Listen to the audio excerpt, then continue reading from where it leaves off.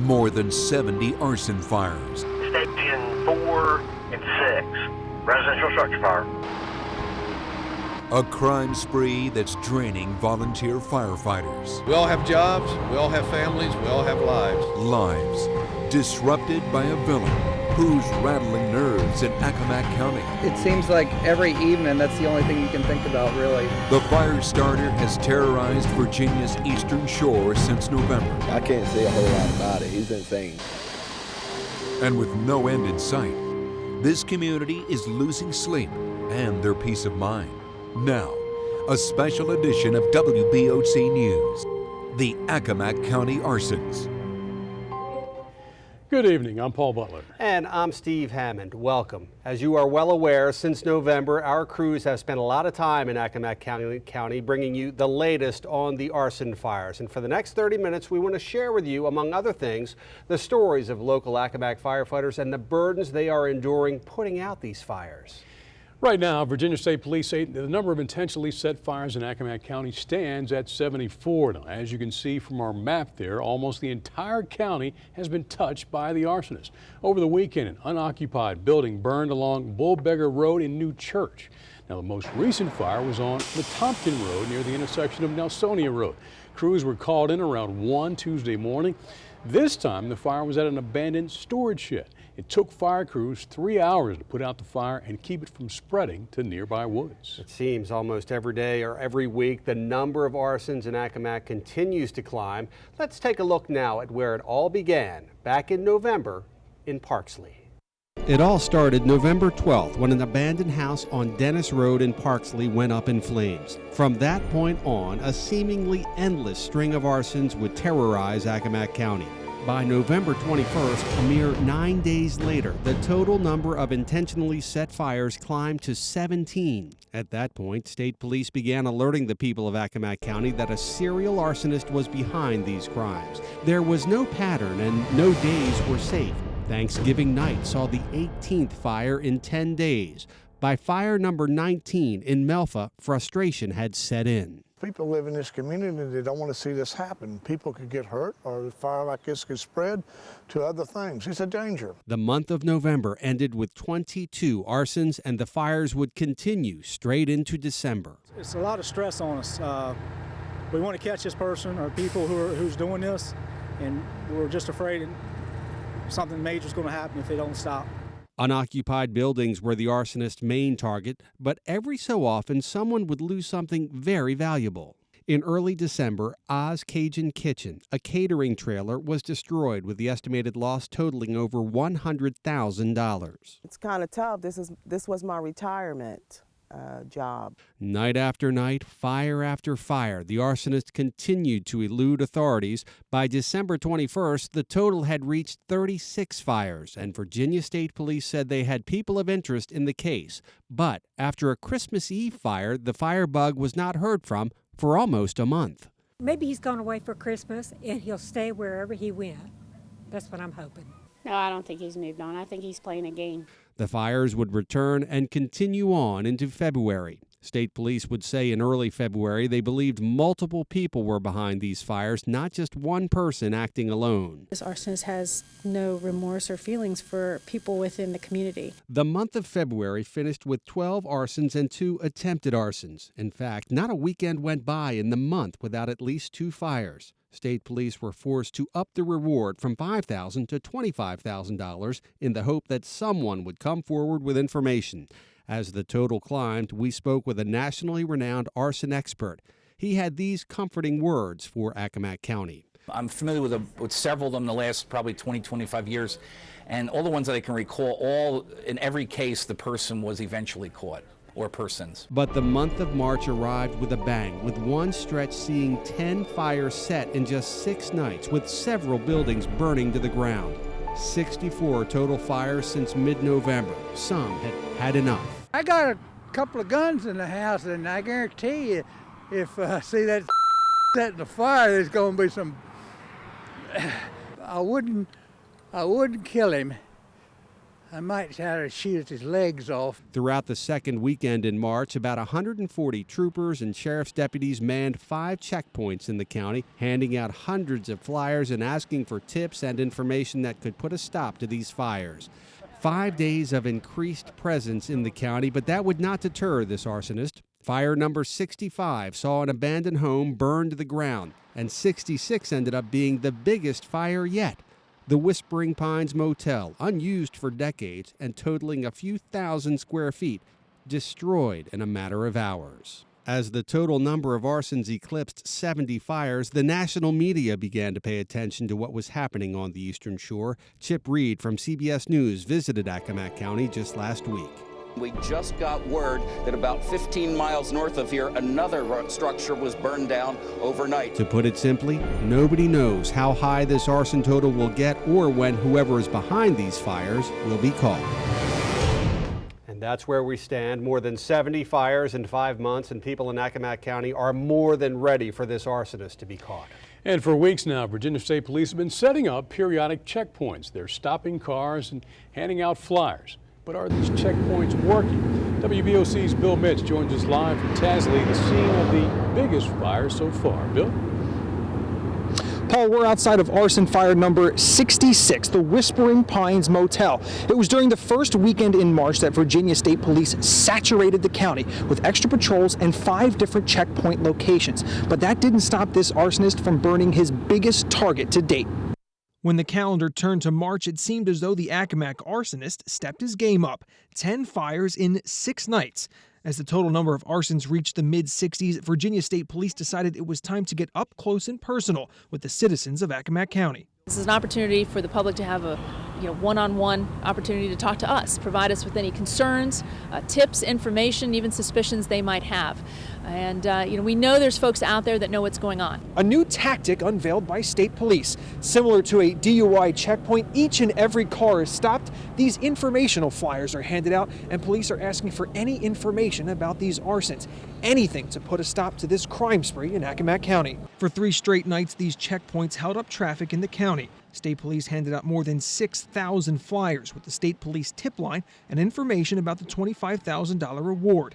Asking for the public's help in keeping an eye on Accomack County seemed to be the right plan in finding whoever is behind these fires. A lot of back roads, a lot of country around here. It's hard to imagine how you can be everywhere think of everywhere they're going to be. Hopefully they catch them. It's a good thing. You know what I mean? My house was burning. I'd want to know who did it. The checkpoint stretched from Friday night to Sunday night, and in those 3 days, state police said they received about 75 new tips in the case. The good news for the county, 3 days of checkpoints, 3 days without a fire. The following 2 nights, state police planned extra patrols throughout the county to watch for anything suspicious. Those patrols, unfortunately, didn't work. Monday night, an abandoned home in Oak Hall burned to the ground. We have seen cops, officers ride by backwards and forwards all day long, but as far as how he got in there and what he done after he got in there, nobody never knows. And Tuesday brought the biggest fire of them all, the Whispering Pines Motel in Tasley. Abandoned for decades but totaled a few thousand square feet in size. All firefighters could do was stop the spread to other properties and let the motel just burn itself out. 5 days of increased police presence in the county, and the results seemed to be an arsonist who did not back down, but actually intensified his crimes. In Accomack County. And Paul, like you mentioned, Virginia State Police continue to set up checkpoints at night in the county and hand out these flyers with the Virginia State Police tip line on them. And this number is everywhere, not only on these flyers, but on roadside signs and billboards as well. Reporting live in Accomack County, Bill Mitch, WBOC News, Tasley.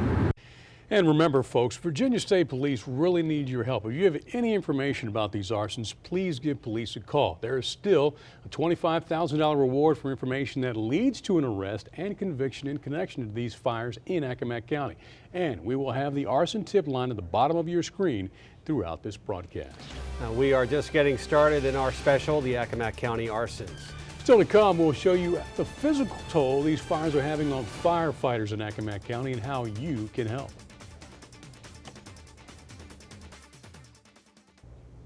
We welcome you back. Now, most of Accomack County's firefighters are volunteers. And as WBOC's Tony Hurst explains, after 5 months of sleepless nights, they're also exhausted. When the bay doors go up these nights for the Parksview Volunteer Fire Department, this is usually what's next. The team of men and women go out to fight the arsons in Accomack County. Chief Philip Kelly has led the good old boys and gals to more than half of the fires. He says it's just been exhausting. It's a strain. You don't really sleep at night because you're just waiting for the pager to go off. More or less you're sleeping with one eye open, one closed, because you never know when that call is going to come in. 2142.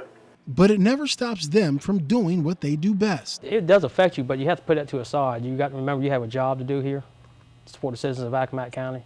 So you have a job to do, and that's what we're doing. Most of the firefighters and EMTs all have full-time jobs, which is another level of exhaustion. Being there till 5, and then after 5, when is it going to come? Is it going to come tonight? Is it going to come tomorrow night? When's it going to hit again? Am I going to sleep 3 hours tonight, or am I going to have a full night's rest when I go into work the next day?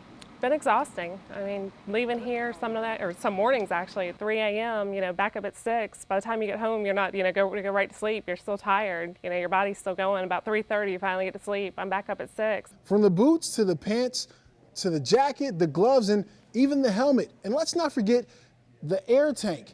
It's about 60 extra pounds of weight the firefighters have to put on night in and night out. You can imagine that's just physically exhausting. When you put the gear on, it's not that bad at first, but then when you put an air pack on, the helmet, and you add the tools in your hand, it wears down. It puts a strain on your body, and by the end of it, and you've had it on for an hour and a half or longer, if you swap out a bottle and go through another bottle, it's strenuous.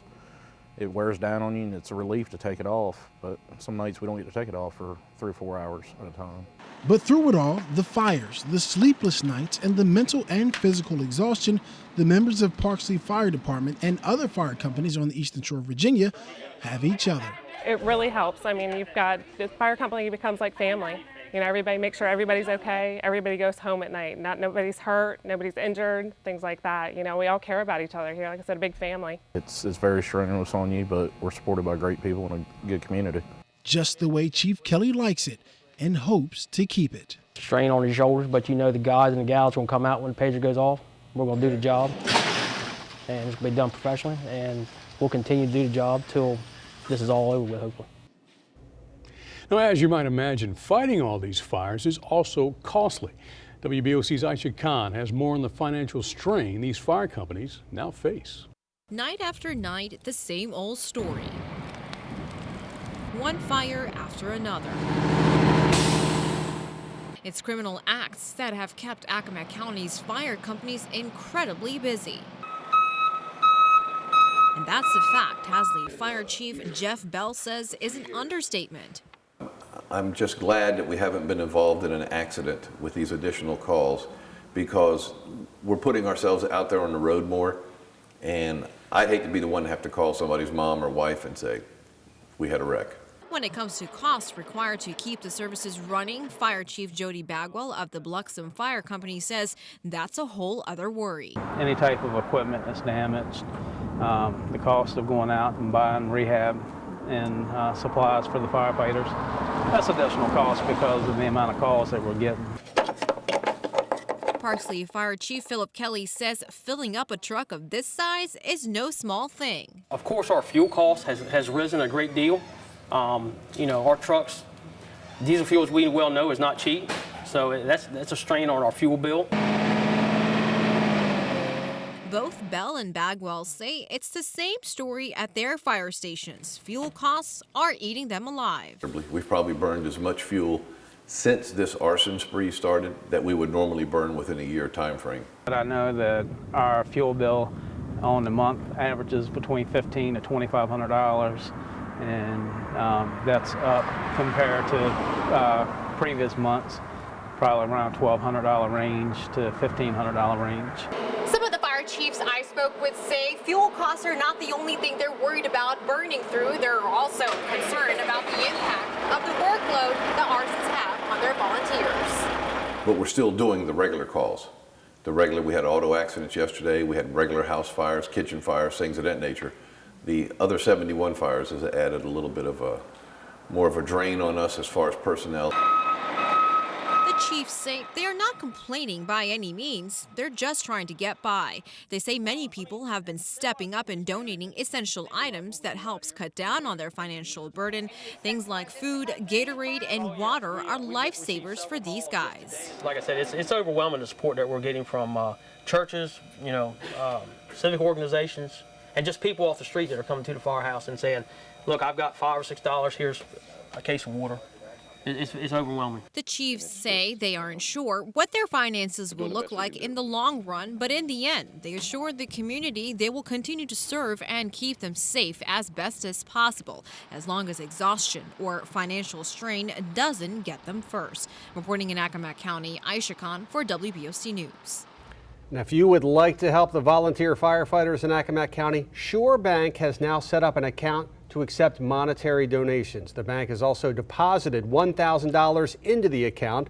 Donations will be accepted at any Shore Bank branch location for the Accomack Firefighters Assistance Fund, and you can mail your donation to the address there on your screen.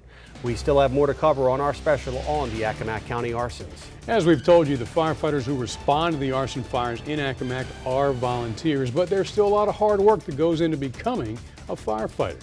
We'll show you coming up next. As the number of arsons continues to grow in Accomack County, so does interest from people all over the peninsula, especially from firefighters in other counties. All right, WBOC Sussex County Bureau Chief Joe Buno joins us live from the Delaware State Fire School in Georgetown, where training is in high gear. And Joe, Delaware firefighters say they've never seen anything like the arsons in Accomack before.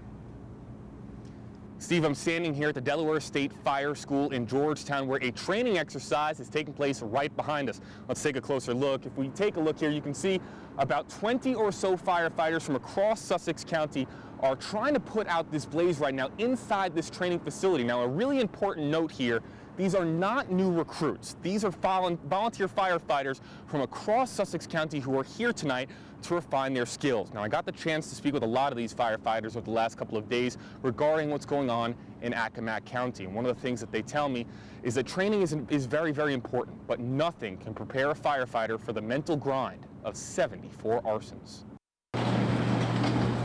Volunteer. It's a word that for firefighters means self-sacrifice, commitment, and perseverance, the latter of which has been vigorously tested for Accomack County's firefighters over the last few months. As structures continue to burn to the ground, volunteers further north are watching and say they're with their brothers. We know when we join that, 3 or 4 times a month, we're going to lose some sleep during the night. But these guys are doing it 3-4 times a week. It's got to be wear and tear on. It's you make a commitment to your community to do something like this, and I'm sure those guys down in Virginia are going to continue to do what they need to do. But after a while, I'm sure it gets really tough. Now, becoming a firefighter isn't as simple as raising your hand. In Delaware, new recruits train at this facility in Georgetown, learning what it takes to save structures and lives. They come to the fire school for a 3-weekend period, and in that they learn, just as it says, the very, very basics. But Sussex County firefighters say nothing can prepare a new recruit or even a chiseled veteran for more than 70 arsons in 4 months' time. Most community volunteer fire departments, they have families, they have jobs, and they're giving up that time. Accomack County and Sussex County have a lot of similarities. For starters, both are very rural and both have hundreds of abandoned structures, like this one behind me. Now, this poses a very obvious but important question.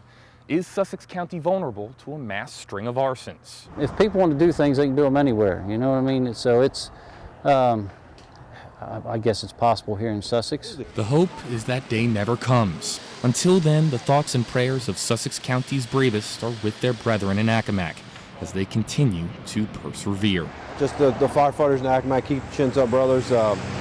Keep doing what you do. A lot of people are watching what you're doing, and I'm sure they respect it and admire it and thank you for it. Now, brotherhood is a really important word for firefighters all over the peninsula. One firefighter told me the other day that if he received a call to go down to Accomack County from here in Sussex, he'd be there. Live in Sussex County, Joe Buno, WBOC News, Georgetown. Great to hear, Joe. Thank you. When we come back, what some people in Accomack County think should be done with all of those abandoned buildings. We'll be right back. You know, Steve, it's almost tough to comprehend. 70 abandoned buildings and counting. Right, and there are hundreds more just like them all over Accomack County and all targets for the arsonist. WBOC's Denise Sawyer tells us what county leaders plan to do with all those vacant buildings. A string of arson fires in this remote rural Virginia county has baffled locals since mid-November. When we woke up, it was on fire. It had just started, but all the fire trucks were here. Burned that house down. They burned a house down up Johnson Road, and he set fire to this one last night. Although the targets are mainly empty buildings like this abandoned house, barn, and trailer, the number of attacks is staggering, at least 72. It's very serious that he's just setting anything afire. The bulk of them along remote, often untraveled roads, tucked away in a bed of trees. We've got a lot of houses right here on Bayside that we're worried. We're scared that it's hitting so close to home. I wanted to see how many abandoned homes I could spot by just driving down one street. And look what I found. Not one, not two, but several abandoned homes, some say with a bull's eye on the front door. It's scary because they could start burning houses that people live in. Many say the Accomack Board of Supervisors should go after what the arsonist is going after, abandoned homes. You can look directly through this home because it's what county officials are calling truly abandoned. First thing is you would have to define abandoned. Government can only do so much, and we've not at least to this point, chosen to get into that. The board focus is on the county's budget, which Chester says has no room for an abandoned home cleanup project. We're a rural county. They are all private property. We really don't have the resources to do a lot. Any tax increase on folks like that is a big burden. Now it appears one of the country's most prolific arsonists calls this place home as well. And the locals aren't rolling out the welcome mat. I live around there and I got a big barn. I'm worried about him coming by. So if he gets on my property, he ain't leaving. That's why authorities and locals are keeping their eye on abandoned buildings. Reporting in Accomack, Denise Sawyer, WBOC News, Accomack County.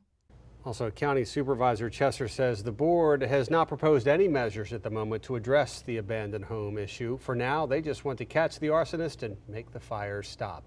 Again, someone out there knows something that can put a stop to these fires. And that person would be eligible for a $25,000 reward for information leading to the arrest and prosecution of the person or people responsible for these arsons. The number you need to dial is on your screen. Also, again, if you would like to help the volunteer firefighters in Accomack County, Shore Bank is accepting monetary donations. You can drop them off at any Shore Bank branch or mail them to the address on your screen. Make sure you make the check payable to the Accomack Firefighters Assistance Fund. Again, thanks for joining us for our special on the Accomack County arsons. Entertainment Tonight is next. We'll see you at 10 on Fox 21 and right back here for the WBOC News at 11. Have a good night, everybody.